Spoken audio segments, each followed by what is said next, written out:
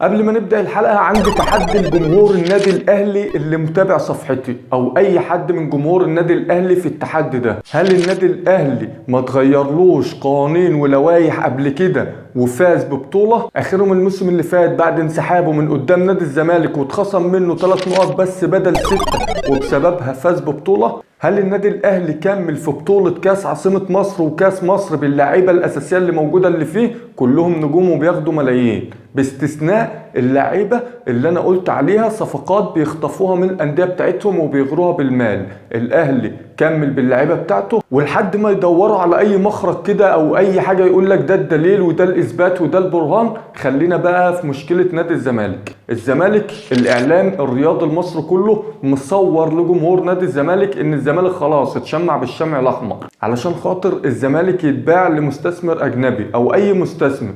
طبعا الكلام ده مش هيحصل لان لحد وقتنا هذا مفيش قانون في الرياضه المصريه بيسمح لكده، الا اذا وزير الشباب والرياضه بكره الصبح اصدر قانون بالكلام ده فيكون من حظ الزمالك الكويس انه يكون مع مستثمر. اي مستثمر بقى راجل هيحط فلوسه في فريق كره القدم فيهتم باللعيبه، هيهتم بالجمهور اللي بيدعم اللعيبه دي، الجمهور اللي بملايين، فبالتالي نادي الزمالك هيكون في حال افضل ما هو عليه. طب بالنسبه للمشاكل اللي بتحصل في نادي الزمالك في الفتره الحاليه، اللاعيبه بتمشي، المدير الفني بيمشي، الاداره قاعده تطفش بس الاداره ما بتمشيش. المرحله دي اللعيبه والمديرين الفنيين هم اللي بيمشوا والاداره اللي ماسكه في نادي الزمالك وماسكه في نادي الزمالك بتخرب فيه كل يوم اكتر من اليوم اللي قبله. وانا طبعا مش هتكلم واقول ان انا كنت ضد حسين لبيب بمجلس ادارته وضد اي حد من مجلس ادارته، بس علشان خاطر جمهور الزمالك يقول لك عايزين استقرار مجلس اداره نادي الزمالك وحسين لبيب محترم ورجال اعمال محترمين ولهم شركات كبيره ومصانع كبيره في البلد فهيكون في رعايه. طب يلا نشوف الدنيا بتاعتهم فيها ايه. وصلوا لنادي الزمالك انه يتقال عليه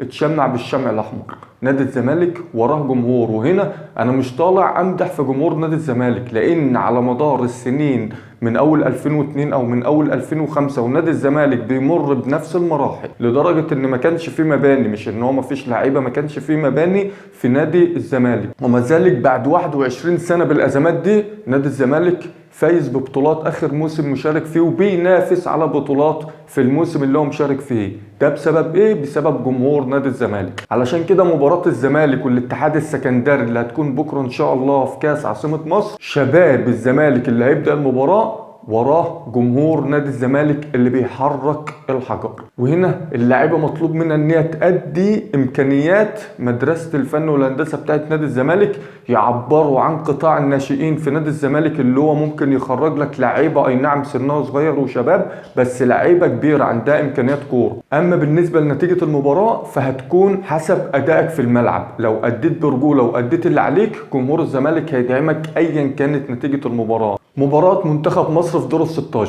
انتهت مباراة الجزائر وغينيا الاستوائية بفوز منتخب الجزائر 3-1 على منتخب غينيا الاستوائية. ما شاء الله ما شاء الله. انا عن نفسي كنت بتفرج على المباراة عايز كل هجمة لمنتخب الجزائر يجيب هدف وكل هجمة لمنتخب غينيا الاستوائية تجيب هدف برضه بسبب متعة الكورة اللي هما بيلعبوها. بيلعبوا كورة صح، اللعيبه ما بتضيعش وقت، اللعيبه ما بتهربش من الكوره، اللعيبه بتستحوذ على الكوره في وقت الضغط وبتخرج الكوره من رجليها في وقت الضغط بشكل سليم. طبعا مش كل الكور بتتم بنسبه 100%، طبيعي ان فيه هفوات وفيه غلطات، بس ان انت توصل للمرحله ان انت تنفذ كل حاجه تكون مطلوبه في كره القدم في الملعب، تحركات، انتشار، استحواذ على الكوره تحت ضغط، استحواذ على الكوره من غير ضغط، بناء هجمات، تحولات للخطوط الاماميه، كل حاجه اتعملت. الشوط من بره المنطقه، الهدف الروعه لغينيا الاستوائيه، الترقيص في منطقه ال18، العرضيات، كل حاجه اتعملت النهارده في الكوره. فمبروك لمنتخب الجزائر العلامه الكامله. بالنسبه لمنتخب مصر اتمنى اشوفه يلعب كوره، ماليش دعوه بالنتيجه، هدعمه لو لعب كوره. لعب كوره يعني تحرك كويس، انتشار كويس، تنفيذ لخطه تبان في الملعب، روح قتاليه، لعب كره قدم بمعنى كلمه لعب كره قدم. ايا كانت النتيجه مش هتفرق. لايك وشير للفيديو واستنوني في حلقات تانية ان شاء الله.